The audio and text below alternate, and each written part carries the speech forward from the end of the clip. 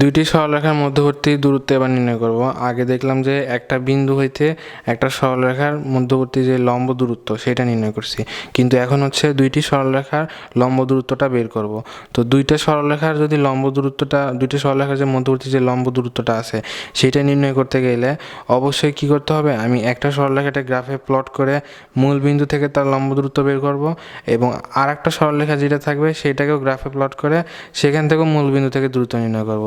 তাহলে দুইটার যদি একই ডিস্টেন্স থেকে দূরত্ব হিসাব করা থাকে আমার, সেই দূরত্বদ্বয় যদি আমি মধ্যবর্তী পার্থক্যটা বের করতে পারি, তাহলে কিন্তু দুইটা সরলরেখার মধ্যবর্তী দূরত্ব নির্ণয় সম্ভব। তো এটা এইভাবে চিন্তা করি, দেখো যে একটা গ্রাফে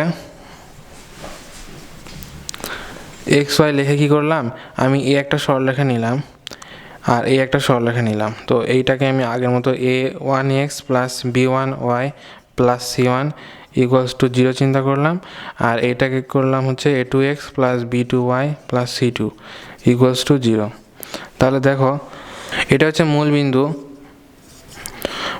থেকে এই সরলরেখার যে লম্ব দূরত্ব সেটা যদি p হয়, মানে p1 চিন্তা করি, আর মূল বিন্দু থেকে এই সরলরেখার যে লম্ব দূরত্ব সেটা যদি p2 হয়, মানে p1 বলতে এতটুকু আর p2 বলতে এই পুরাটুকু। তাহলে আমাদের টার্গেট হচ্ছে এদের মধ্যবর্তী দূরত্ব নির্ণয়। এদের মধ্যবর্তী দূরত্ব যদি d হয়, তাহলে d সমান হবে হচ্ছে এই মূল বিন্দু থেকে এর যে লম্ব দূরত্ব p2, সেইখান থেকে মূল বিন্দু থেকে যে এই প্রথম সরলরেখার লম্ব দূরত্ব p1, এদের বিয়োগফল।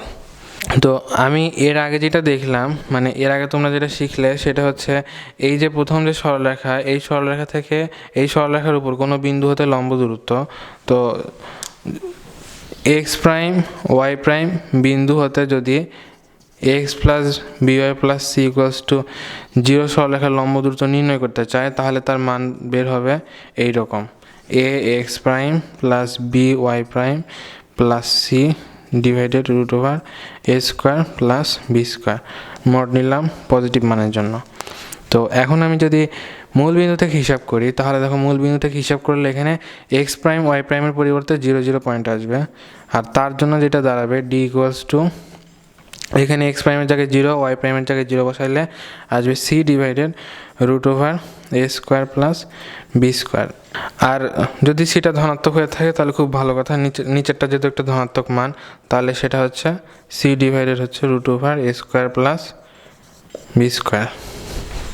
এখন দেখো যে প্রথম যে সরলরেখা আঁকাইছি a1x plus b1y plus c1 equals to 0, এইটার ক্ষেত্রে তাহলে মূল বিন্দু থেকে লম্ব দূরত্ব হবে ধ্রুবক পদ ডিভাইডেড বাই এক্সের সহগ স্কোয়ার প্লাস ওয়াই সহগ স্কোয়ার। কারণ এখানেও তো দেখলাম তাই যে এই সরলরেখার ক্ষেত্রে মূল বিন্দু হতে লম্ব দূরত্ব ইকুয়ালস টু ধ্রুবক পদ ডিভাইডেড রুট ওভার এক্সের সহগ স্কোয়ার প্লাস ওয়াইয়ের সহগ স্কোয়ার। তাহলে এই সরলরেখার ক্ষেত্রেও তাই হবে, মূল বিন্দু থেকে দূরত্ব p1 সমান ধ্রুবক পদ ডিভাইডেড রুট ওভার এক্সের সহগ স্কোয়ার প্লাস ওয়াইয়ের সহগ স্কোয়ার। আর এই সরলরেখার ক্ষেত্রে চিন্তা করো, এই সরলরেখার ক্ষেত্রে p2 লম্ব দূরত্ব, মূল বিন্দু থেকে লম্ব দূরত্ব, এই সরলরেখার ধ্রুবক পদ ডিভাইডেড বাই এই সরলরেখার a2 square plus b2 square, মানে এক্সের সহগ স্কোয়ার প্লাস ওয়াইয়ের সহগ স্কোয়ার। এখানে a1 আর b1 হবে। তাহলে আমাদের টার্গেটের দিকে আমরা মোটামুটি চলে গেছি, যে p1 আর p2 বের হয়ে গেছে, এখন শুধু আমরা এদেরকে বিয়োগ দিয়ে দিব। তাহলে বিয়োগ দিতে গেলে দেখো আসবে c2 divided root over A square plus B square, a2 square plus b2 square minus c1 divided root over a1 square plus b1 square.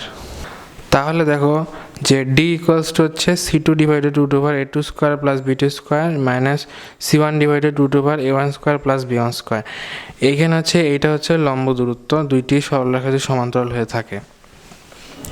তো এখন যে বিষয়টা একটু খেয়াল করবা সেটা হচ্ছে, দেখো যে প্রথম সরলরেখা এবং দ্বিতীয় সরলরেখা পরস্পরের উপর হচ্ছে লম্ব, দ্যাটস মিন এই সরলরেখা দ্বয়ের এক্সের সহগদ্বয়ের অনুপাত এবং ওয়াইয়ের সহগদ্বয়ের অনুপাত সমান, মানে একটা ধ্রুবক। এটা যদি চিন্তা করতে পারো তাহলে যদি কোশ্চেনে এইরকম দুইটা আলাদা ইকুয়েশন থাকেও সমান্তরাল হলে তাদের এক্সের সহগদ্বয়ের অনুপাত এবং ওয়াইয়ের সহগদ্বয়ের অনুপাত সেম হবে। মানে a1-এর পরিবর্তে লিখতে পারবো a2-কে আর b1-এর পরিবর্তে লিখতে পারবো b2-কে। তাহলে একটা ইকুয়েশন যদি a1x plus b1y plus c1 equals to 0 হয়, আর একটা যদি a2x plus b2y plus c2 equals to 0 হয়, এখন আমি একে এখন কী করতে পারবো, a1 b1 এর পরিবর্তে এখন আমি a2-র মাধ্যমে যদি প্রকাশ করি তাহলে আসবে হচ্ছে a2-কে x প্লাস b2-কে y plus c1 equals to 0। এখন যদি আমি কে দিয়ে ভাগ দিয়ে দিই তাহলে আসবে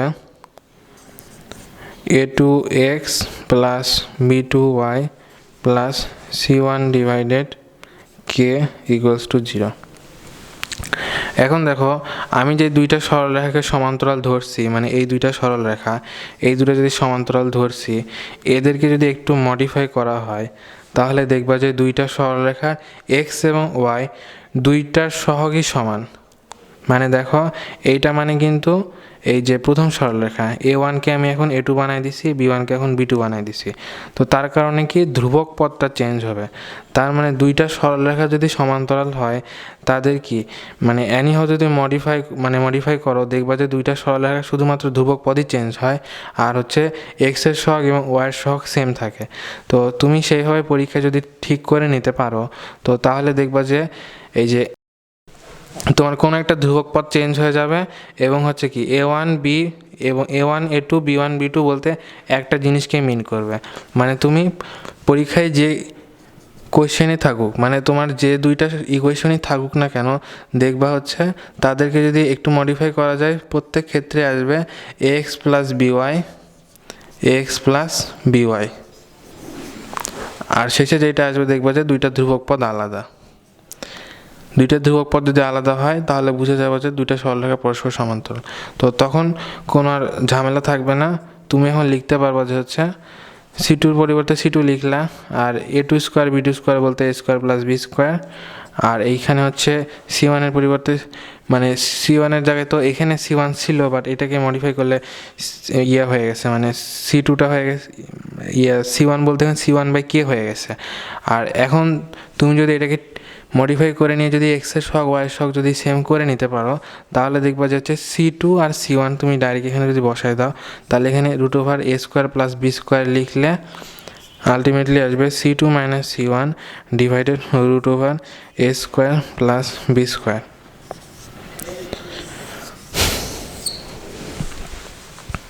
তাহলে দুইটা লম্ব দূরত্বর রেজাল্টই সঠিক যদি তুমি পরীক্ষায় ঠিক করে নিতে পারো। মানে তোমার মানে দুইটা সরলরেখা যদি দেওয়া থাকে, সমান্তরাল হওয়ার কথা বলা থাকে, তাহলে তাদের ক্ষেত্রে কি এক্স ওয়াইয়ের সহগ সেম হবে। এক্স ওয়াইয়ের সহগ যদি সেম হয় এটা ইউজ করতে পারবা, অথবা তুমি যদি এক্স ওয়াইয়ের সহগ যদি আলাদা করাও থাকে দেখবা যে সেম জিনিস এক্স আর ওয়াই গুণিতক আকারে আছে। যেমন এইখানে কি কে যদি গুণিতক আকারে থাকে তাও দুইটা সরলরেখা পরস্পর সমান্তরাল হয়। তো সেই ক্ষেত্রে অবশ্যই তুমি এইটাও ইউজ করতে পারবা, এইটাও ইউজ করতে পারবা। এইটা ইউজ করলে কি করবা, তোমার যে ভিন্ন ভিন্ন যে সহগ আছে সেই সহগদ্বয়কে তুমি বসাই দিতে পারবা। আর এটাকে ইউজ করতে গেলে ওই ধ্রুবক পদটা সংশোধন করে নিতে হবে, সংশোধন করে নিয়ে তারপর তুমি ডি এর জায়গায় মানে ডি এর ফর্মুলায় এই c2 মাইনাস c1 ডিভাইডেড √, ওই সেম যে সহগ হয়েছে এক্সের সহগ ওয়াই সহগ ওইটা বসাই দিতে পারবা। দুইটার সমান্তরাল সরলরেখার মধ্যবর্তী দূরত্ব নির্ণয়ের সূত্রগুলো শিখলাম আমরা এতক্ষণ। এখন দেখো একটা কোশ্চেন, দেখো যে 12x minus 5y equals to 7 রেখার 2 একক দূরবর্তী সমান্তরাল রেখার সমীকরণ নির্ণয়।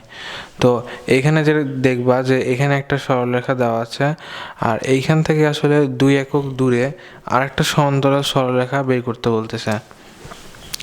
তার মানে এই সরলরেখাটাকে যদি আমি এইভাবে ডিফাইন করি যে এইটা হচ্ছে 12x minus 5y minus 7 equals to 0, তাহলে এইটার সমান্তরাল যে সরলরেখা হবে সেইটার ক্ষেত্রে কি সেম হবে, এক্সের সহগ এবং ওয়াইয়ের সহগ সেম হবে।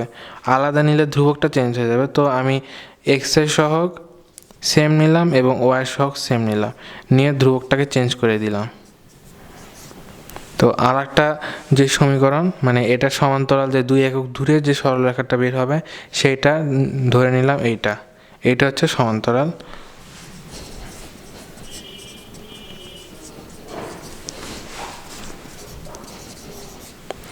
এটা হচ্ছে সমান্তরাল সরলরেখা।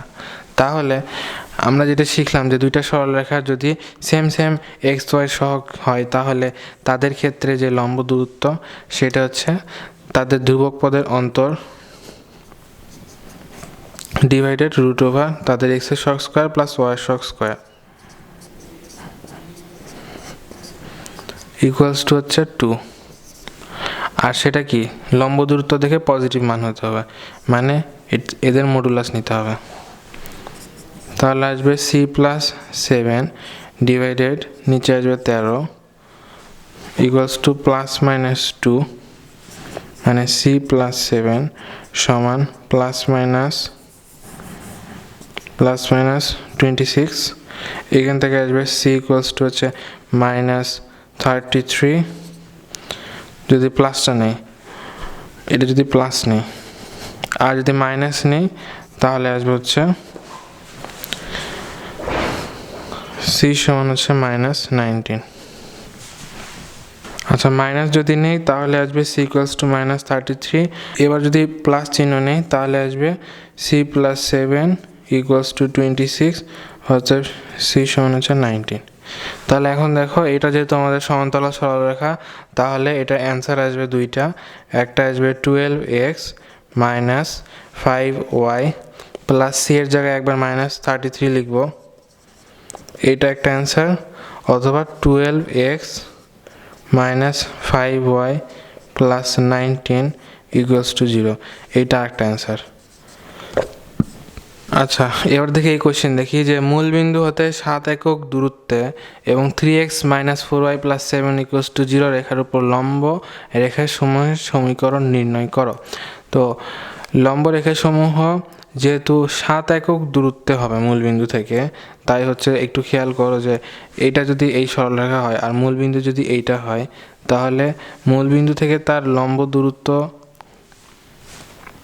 7 একক এরকম হবে, অথবা মূল বিন্দু থেকে তার 7 একক লম্ব দূরত্ব এই দিকেও হইতে পারে। তার মানে এখানে দুইটা সরলরেখা পাওয়া সম্ভব। আর এইখানে হচ্ছে যার লম্ব সরলরেখা বের করা হচ্ছে সেটা হচ্ছে 3x minus 4y plus 7 equals to 0। তাহলে এইটার লম্ব রেখা যেটা হবে সেটাকে আমি এখন এইভাবে ধরে নিব যে 3x minus 4y plus 7 equals to 0 এর লম্ব রেখা যেটা করব, এদের যে এক্স ওয়াইয়ের যে সহগ সেটাকে আমি মানে ইন্টারচেঞ্জ করব, তাহলে আসবে 4x 3y। তারপর একটা মাইনাস নিয়ে নিব, হয় এক্স না হয় ওয়াইয়ের সামনে, এইটা আসলো প্লাস, যেহেতু এটা লম্বরেখা হয়েছে বাট কোন বিন্দুগামী সেটা তো আমি জানি না, তো সেই ক্ষেত্রে যেটা হবে আমি ধ্রুবক পথটা একটা ধরে নিব। ধ্রুবক পথটা নির্ণয় করতেছে যেই বিন্দুগামী সরলরেখা সেই বিন্দুর উপরে, তো যেহেতু আমি সেই বিন্দু জানি না তো সেহেতু ধ্রুবক পথটা ধরে নিলাম। তো এইটাই হচ্ছে আমার অ্যান্সার, বাট এখানে সি এর মানটা আমাকে বের করতে হবে। তাহলে মূল বিন্দু থেকে এই যে সরলরেখা এইটার যে লম্ব দূরত্ব সেটা 7 একক দেওয়া আছে, মানে মূল বিন্দু থেকে এইটার যে লম্ব দূরত্ব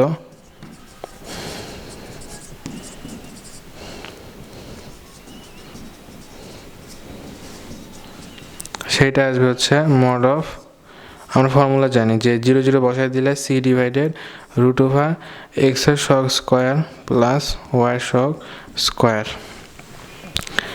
এইটা সমান বলতেছে 7 একক। তো এখন যেটা করব যে c divided root over 4 square plus 3 square সমান হচ্ছে 5 ইকুয়ালস টু হচ্ছে প্লাস মাইনাস 7, যেহেতু মডটাকে উঠাই দিলাম অতএব সি সমান হচ্ছে প্লাস মাইনাস 35। আচ্ছা, সি এর মান হচ্ছে প্লাস মাইনাস 35 আর আমার হচ্ছে যে অ্যান্সারটা সেটা হচ্ছে 4x minus 3y plus C, তার মানে আলটিমেট অ্যান্সার হচ্ছে 4x minus 3y plus minus 35 equals to 0। এখন আমরা দেখব কোণের সমদ্বিখণ্ডক, মানে হচ্ছে দুইটা সরলরেখা যদি পরস্পরকে ছেদ করে তাহলে সেখানে দুই ধরনের কোণ উৎপন্ন হয়। দুই ধরনের কোণ বলতে যদি তারা পরস্পর সমান কোণে ছেদ না করে, একটা হচ্ছে সূক্ষ্মকোণ হয় আর একটা হচ্ছে স্থূলকোণ হয়। এই কোণটা যা হবে এর বিপরীত যে বিপরীত কোণ আছে সেটাও সেম হবে, আর এই কোণের ক্ষেত্রে এর যে বিপরীত কোণ আছে সেটাও সেম হবে। তো আমাকে হচ্ছে এই দুই কোণের সমদ্বিখণ্ডক বের করতে হবে। তো আমি ফার্স্টলি যে কোনো একটা কোণের সমদ্বিখণ্ডক চিন্তা করি, যে ধরে নিয়ে হচ্ছে আমি এই যে স্থূলকোণ এইটার সমদ্বিখণ্ডক বের করব, তাহলে এইটা হবে সেটা সমদ্বিখণ্ডক। তাহলে দেখো সমদ্বিখণ্ডক বের করার ক্ষেত্রে আমি যদি একটা ছোট একটা শর্তকে যদি খেয়াল করি, দেখবো যে তাহলে বের করা সম্ভব। এটা নিজেও একটা সরলরেখা, সমদ্বিখণ্ডক নিজেও একটা সরলরেখা, বাট এই সরলরেখাটার বৈশিষ্ট্য হচ্ছে এই সরলরেখাটা যেই দুইটা সরলরেখার সমদ্বিখণ্ডক হিসেবে এই সরলরেখাটা পাওয়া যাচ্ছে, সেই দুইটা সরলরেখা হইতে এর যে লম্ব দূরত্ব সেইটা হচ্ছে সেম। মানে আমি যদি এই সরলরেখার উপর একটা পয়েন্ট চিন্তা করি এক্স প্রাইম ওয়াই প্রাইম, সেই বিন্দু হতে এই যে সরলরেখার লম্ব দূরত্ব আর এই যে সরলরেখার লম্ব দূরত্ব, মানে এই সরলরেখা এটা যদি 1 নম্বর সরলরেখা ধরি, এটা যদি 2 নম্বর সরলরেখা ধরি, তো এই সমদ্বিখণ্ডকের উপর প্রত্যেকটা পয়েন্টের জন্য প্রত্যেকটা পয়েন্টকে যদি আমি নিয়ে দেখবো যে প্রত্যেকটা পয়েন্টের জন্য উভয় সরলরেখা হতে লম্ব দূরত্ব সেম হবে। তবেই এই সরলরেখাটা একটা সমদ্বিখণ্ডক হিসেবে পরিচয় পাবে। তার মানে এই সরলরেখাটার ক্ষেত্রে সমীকরণ যদি a1 x plus b1 y plus c1 equals to 0 হয়, আর এই সরলরেখাটার ক্ষেত্রে যদি a2 x plus b2 y plus c2 equals to 0 হয়, তাহলে আমি হচ্ছে একটা পয়েন্টকে নিয়ে যদি চিন্তা করি, সে একটা পয়েন্ট যদি এক্স প্রাইম ওয়াই প্রাইম হয়, সেই এক্স প্রাইম ওয়াই প্রাইম হইতে এই প্রথম সরলরেখার লম্ব দূরত্ব হবে ওই সরলরেখার ভুজ এবং কোটির জায়গায় আমি কি ওই বিন্দুর ভুজ কোটি বসায় দিব, ডিভাইডেড রুট ওভার ওই সরলরেখার এক্স সহগ স্কোয়ার প্লাস ওয়াই সহগ স্কোয়ার ইকুয়ালস টু পরের যে সরলরেখা 2 নাম্বার, সেখান থেকে ওই বিন্দুতে লম্ব দূরত্ব সেম হবে, মানে এই কন্ডিশনটা ফলো করবে। তাহলে a2 x prime plus b2 y prime plus c2 divided root over a2 square plus b2 square. তাহলে দেখো এইটাই হচ্ছে এই দুইটা সরলরেখার সমদ্বিখণ্ডকের, মানে এই দুইটা সরলরেখার যে ছেদ বিন্দুতে উৎপন্ন যে কোণ তাদের সমদ্বিখণ্ডকের একটা সমীকরণ। আচ্ছা, দুইটা সরলরেখা যদি পরস্পরকে ছেদ করে তাহলে দেখবা যে 4টা সেকশন তৈরি হয়, একটা আর একটা। তো এখন এই সমদ্বিখণ্ডকটা বের করার একটা রিকোয়ারমেন্ট থাকবে। তো যদি বলে দেওয়া থাকে যে এইরকম, যে আসলে আমার একটা পয়েন্ট দেওয়া থাকবে যে এই পয়েন্টটা যেই পোর্শনে আছে বা যেই সেকশনে আছে সেই সেকশনে আমার সমদ্বিখণ্ডকটা দরকার। তার মানে তোমাকে এইরকমভাবে চিন্তা করতে পারে যে এটা একটা সরলরেখা নিলাম হচ্ছে 5x plus 3y minus 2 equals to 0, আর একটা সরলরেখা নিলাম 6x plus 9y plus 15 equals to 0। তো দুইটা সরলরেখার দিকে একটু তাকাও, যে এই দুইটা সরলরেখা একটা বিন্দুতে ছেদ করছে এবং ছেদ করার কারণে তারা 4টা সেকশন তৈরিতে 4টা জায়গা, মানে 4টা সেকশন তৈরি করছে, 1টা 2টা 3টা 4টা।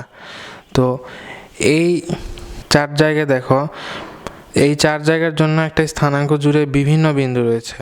তো এর মধ্যে আমি মনে করো যে একটা বিন্দুকে ডিফাইন করলাম, সেই বিন্দুটা হচ্ছে 3,5। তাহলে এখন এই 3,5 বিন্দুর জন্য আসলে সমদ্বিখণ্ডকটা কীরকম হবে? এখন এই 3,5 বিন্দুটার জন্য সমদ্বিখণ্ডক অবশ্যই, মানে এখানে যে বিন্দুটা থাকবে তার মতো হবে না। এই যে সমদ্বিখণ্ডকটা এখানে তৈরি হবে আর এইখানে যে সমদ্বিখণ্ডকটা তৈরি হবে তারা পরস্পর কিন্তু লম্ব হবে। তো সেই চিন্তা যদি তোমরা করো তাহলে দেখো এই সমদ্বিখণ্ডকটা আমাকে বের করতে হবে একটা ফিক্সড প্রসেসে। আমি কিন্তু এই বিন্দুর জন্য এই যে পোর্শন তৈরি হয়েছে এই পোর্শনে সেই সমদ্বিখণ্ডকটা বের করতে হবে। আমি ভুল করলেও যদি এইটা বের করি তাহলে কিন্তু হবে না। তো সেই জন্যে আমি ফার্স্টলি ধরে নিব যে এই যে সরলরেখা হয়েছে এইটার জন্য একটা ফাংশন ধরে নিব, আর এই যে সরলরেখা হয়েছে এইটার জন্য একটা ফাংশন ধরে নিব। তো প্রথমটার জন্য নেই হচ্ছে এফ অফ এক্স ওয়াই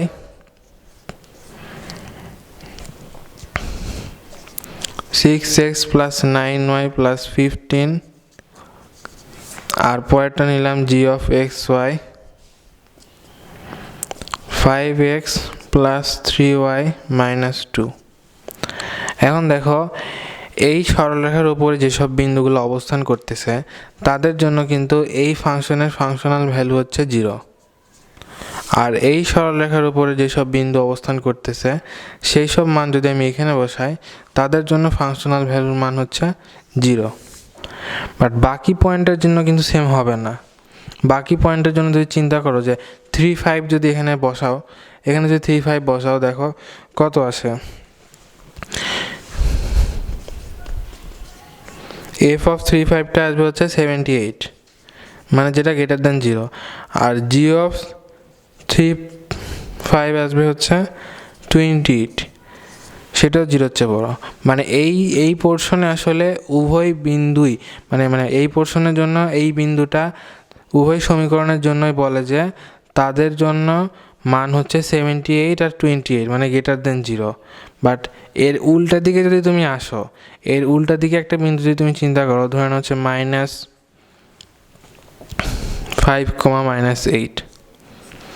তাদের জন্য দেখো ফাংশনাল ভ্যালুর মান আসবে এফ অফ -5, -8 ইকুয়ালস টু, আচ্ছা এফ অফ -5, -8 জন্য মান আসে -87, আর জি অফ -5, -8 জন্য আসবে -51। তাহলে জি অফ -5, -8 জন্য আসবে -51। আচ্ছা এখানে যেটা বোঝানো হচ্ছে এইটাও লেস দেন 0, এইটাও লেস দেন 0। তার মানে একটা জিনিস খেয়াল করো যে এই সরলরেখার ক্ষেত্রে এই সরলরেখার উপরের প্রত্যেকটা বিন্দুর জন্য এই এফ অফ এক্স ওয়াই এর ফাংশনাল ভ্যালুর মান 0। বাট আমি যদি এই পাশটা চিন্তা করি, মানে 0-র পাশটা চিন্তা করি, তার জন্য আসবে কিন্তু মাইনাস, আর এই পাশটার জন্য যদি চিন্তা করি ফাংশনাল ভ্যালুর মান আসবে প্লাস। আচ্ছা কেন আসবে দেখবা যে এই ফাংশনে এই যে এফ অফ এক্স ওয়াই এখানে যদি আমি 0, 0 বসাই দেই আসবে হচ্ছে +15।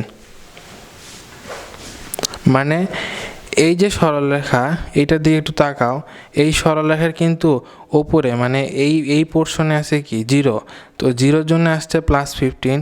তার মানে কি বাকি সকল বিন্দুর জন্য আসবে ধনাত্মক মান। তার কারণ এইখানে যতগুলা বিন্দুর জন্য এই ফাংশনাল ভ্যালু বের করব তারা প্রত্যেকেই বলবে যে তুমি তোমার ধ্রুবক পদকে রিডিউস করো, অর্থাৎ এফ অফ 0, 0 সেটা আসবে +15, মানে এফ অফ 0, 0 -15 ইকুয়ালস টু 0। মানে এই যে গ্রাফ, এই গ্রাফটা কত ছিল 6x plus 9y plus 15 -15 equals to 0। তার মানে বোঝাচ্ছে যে এই ফাংশন বা এই সমীকরণকে আরও 15 বাদ দিলে তবে এই সমীকরণটা 0, 0 বিন্দুগামী হবে। তো এইখানে মানে অবশ্যই মানে এই 0-র দিকে আসতে চাইলে অবশ্যই তোমাকে মানকে রিডিউস করতে হবে, আর মান রিডিউস করা মানে বোঝাচ্ছে যে ধ্রুবক পদকে মাইনাস করতে হবে, ধ্রুবক পদকে কমাতে হবে। তুমি ধ্রুবক পদকে যদি কমাতে যাও দেখবা যে অবশ্যই সরলরেখাটা এই নিচের দিকে আসবে, মানে 0-র দিকে অগ্রসর হবে। আর 0-র দিকে অগ্রসর হয়েছে মানে এই 0-র এই পাশে যতগুলা বিন্দু আছে প্রত্যেকের জন্যই ওই ফাংশনাল ভ্যালুটা মাইনাস আসবে, ফাংশনাল ভ্যালুটা প্লাস আসবে। দ্যাটস মিন আরও যদি মাইনাস করতে থাকো ওই ফাংশনের সাথে তাহলে ওই গ্রাফটা মানে ওই সরলরেখাটা ওই বিন্দুগামী হবে। আচ্ছা অপরপক্ষে তুমি জি অফ এক্স ওয়াই চিন্তা করো, জি অফ এক্স ওয়াইয়ের বেলায় দেখো -5, -8 জন্য কি মাইনাস মান আসছে। এই যে এই ফাংশনাল ভ্যালুর মান হচ্ছে মাইনাস। তার মানে অবশ্যই এই দিকে যতগুলা বিন্দু আছে, মানে জিরো যে পাশে আছে তার বিপরীত পাশে যতগুলা বিন্দু আছে প্রত্যেকের জন্যই এই মাইনাস, মানে এই প্রত্যেকের জন্যই, মানে প্রত্যেকটা পয়েন্টের জন্যই জি ফাংশনের মানগুলো আসবে ঋণাত্মক। মানে তারা প্রত্যেকেই চায় যে ধ্রুবক পদকে বাড়াতে হবে। মানে যদি তুমি নিতে চাও, দেখো -5, -8 সমান কত আসে হচ্ছে -51 ইকুয়ালস টু -51। মানে জি -5, -8 এর সাথে আর 51 যোগ দিলে তবে গিয়ে তোমার ফাংশনটার মান 0 আসবে। মানে তখন তোমার -5, -8 বিন্দুগামী সরলরেখা পাওয়া সম্ভব। তো তাহলে দেখো এই পাশে শুধু -5, -8 না, এর মতো যতগুলা বিন্দু আছে প্রত্যেকে দিয়ে যদি তুমি গমন করতে চাও, মানে প্রত্যেকটা বিন্দু দিয়ে যদি এই সরলরেখাটাকে যদি তুমি পাস করাতে চাও, তাহলে দেখবা যে তারা সবসময় কি এই দিকে টানতেছে, মানে একই দিকে টানতেছে, মানে একই দিকে তার স্মরণ করতেছে, একই দিকে স্মরণ করতেছে, মানে তারা প্রত্যেকেই মাইনাস মাইনাস মাইনাস ভ্যালুগুলা বের করে দিবে। তো জিরোর কথা যদি চিন্তা করো, এই ফাংশন যদি জি এর কথা চিন্তা করো, জি এর কথা চিন্তা করলে জি অফ 0,0 আসবে হচ্ছে -2, মানে সেটা হচ্ছে <0। মানে জিরো যেই পাশে আছে এই সরলরেখার প্রেক্ষিতে, জিরো যেই পাশে আছে সেই পাশে সব ধনাত্মক, এই পাশে যত বিন্দু আছে প্রত্যেকের জন্য ধনাত্মক মান আসবে। মানে হচ্ছে জিরো যেই পাশে আছে সেই পাশে যতগুলা বিন্দু আছে প্রত্যেকের জন্য মানগুলো আসবে ঋণাত্মক। প্রত্যেক বিন্দুর জন্যই ঋণাত্মক মান আসতেছে, মানে কি প্রত্যেকেই বলতেছে যে, প্রত্যেক সমীকরণই বলতেছে যে আরও যদি ধ্রুবক পদ প্লাস করানো হয় তবে সেই বিন্দুগামী হওয়া সম্ভব। তার মানে এই সরলরেখার ওপরের প্রত্যেকটা বিন্দুর জন্য ফাংশনাল ভ্যালু 0, এবং এক পাশের জন্য যদি প্লাস হয় আর এক পাশের জন্য হচ্ছে মাইনাস। তার কারণে এক পাশে যদি তোমার মানে এক পাশের বিন্দুগুলোর জন্য যদি মানে ফাংশনাল ভ্যালু বের করো, তাহলে দেখা যাবে যে সে যেই দিকে যেতে চাচ্ছে, মানে যেই দিকে যেতে বলতেছে প্লাস করার জন্য, তুমি অপর পাশে বিন্দুগুলো বসাইলে সেই দিকে যাওয়ার জন্য মাইনাস মানগুলো দিচ্ছে।